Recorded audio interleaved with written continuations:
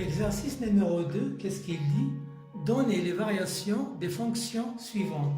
La première fonction, c'est une fonction qui est polynôme de second degré, qui est f de x égale à moins x carré plus 3x plus 2. Pour le premier bac, sciences expérimentales et sciences maths, vous ne devez pas utiliser la méthode que vous avez déjà vue, tronc commun. Maintenant, on va directement passer pour les fonctions usuelles. Si je veux prendre directement les variations, qu'est-ce que je vais dire? D'abord, dans mes définitions, c'est R, puisque c'est une fonction qui est polynôme. Donc, vous passez directement au tableau de variation. Mais, il suffit de calculer ce qu'on sait. Dans un polynôme, il y a un sommet pour le parabole. Ça, le graphe de cette fonction, c'est une parabole. On calcule seulement l'élément moins b sur 2a, qu'on pose ici. Donc, moins b ici, c'est moins 3 sur 2a, 2 fois moins 1, ça veut dire moins 2. Donc, ça donne 3 sur 2. Donc, je vais poser 3 sur 2 pour cette fonction-là. Évidemment, puisque vous avez le a qui est négatif, donc il va admettre un maximum. Le parabole sera comme ça. Si vous avez ici positif, le parabole sera une valeur minimale. Ça, on l'a déjà vu l'an dernier.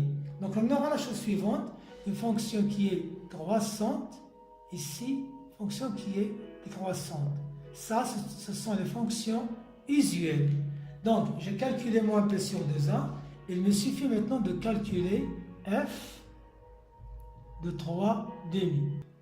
Donc, on aura l'image de 3 demi, c'est 11 sur 4.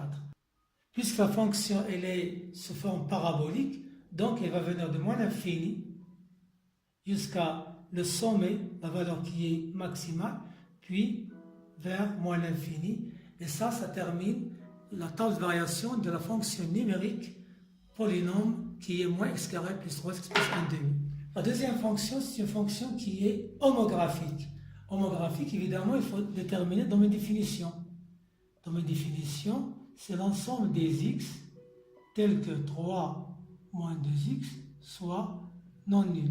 Donc, en faisant les calculs, on aura 3x différent de 2x, 3 différent de 2x, donc x différent de 3 sur 2. Donc, domaine, c'est R moins 3 demi.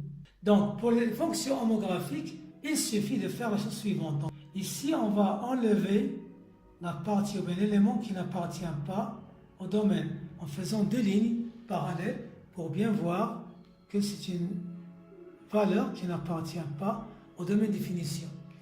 Donc, pour les fonctions homographiques, il suffit de calculer le déterminant. Attention, ça, c'est le déterminant avec lequel on détermine si la fonction elle est croissante ou bien décroissante. Qu'est-ce qu'on fait? Évidemment, les fonctions homographiques prennent la forme suivante. AX plus B sur CX plus D, en général. Donc, dans mes définitions, moins 2 sur C, ce qu'on a déjà fait ce qu'on a déjà fait ici, mais pour le delta avec lequel on détermine les variations, on va calculer le déterminant qui est A, C, B, D. Donc ici, on va faire A, C, B, D. Quel est le A ici? C'est 9. Donc ici, on fait le 9. Le B, c'est 10. Le C, c'est pas 3. C'est moins 2. Attention, parce que c'est le coefficient de X. Donc ici, vous faites le moins 2. Et le D, c'est le 3. Parce qu'on peut écrire ça, moins 2x plus 3. Donc le C, c'est moins 2. C'est pas 3, attention. En calculant ça, donc ici c'est 27. Moins, ça veut dire plus, 20, ça donnera 47 qui est positif. Donc la fonction f est croissante sur les deux intervalles, croissante sur les deux intervalles de son domaine. Pour la troisième fonction, fonction f de x égale racine de 2 moins 5x, c'est une fonction qui est une fonction irrationnelle. Son domaine de définition, il faut que, donc le domaine de f, c'est l'ensemble des x pour lesquels vous avez ça supérieur ou égal à 0.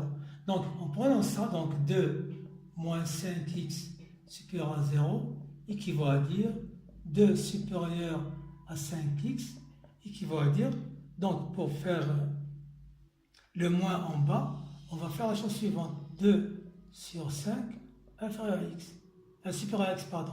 Donc on aura le x qui est inférieur à 2 sur 5, donc c'est moins l'infini 2 sur 5. Donc x inférieur. Donc dans ma définition de la fonction, c'est moins l'infini 2 sur 5. Pour le tableau de variation de ces fonctions, qu'est-ce qu'on fait? On prend le tableau de la façon suivante. C'est aussi une fonction qui est usuelle. Voilà, x, f. La fonction de la forme, cette fonction, celle-ci, est une fonction de la forme f de x est égale à la racine ax plus b. Donc vous avez deux valeurs pour deux cas pour a positif, a négatif.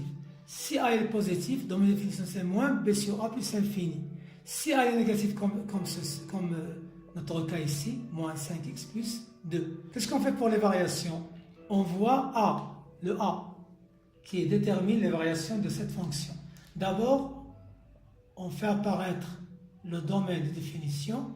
Donc, puisque a elle est négative, a ici c'est moins 5. Donc, f elle est décroissante sur son domaine de définition tout entier. Donc, décroissante. Évidemment, l'image de 2 sur 5, si on le remplace, on aura 0. Et les valeurs de f sont de plus en plus positives parce qu'on a toujours f de x qui est positif. Et elle décroît jusqu'à la valeur qui est minimale, c'est 2 sur 5. 2 sur 5, si l'on remplace ici, 2, moins 5, comme multiplie 2 sur 5, 5 avec 5, ça 2 moins 2, c'est 0. Donc c'est la valeur exacte du nombre qui est 2 sur 5.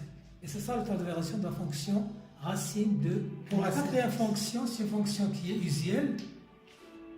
La forme x fait associer à x au cube. Toujours définition R, donc dans mes définitions c'est R. Dans mes définitions c'est R. C'est une fonction qui est impaire puisque vous avez le x au cube.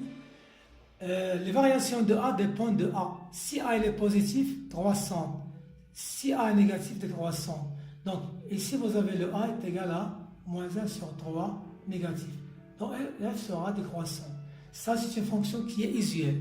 Donc on prend directement son tableau de variation et on a une fonction qui est décroissante. Décroissante sur tout l'intervalle ou bien tout l'ensemble R.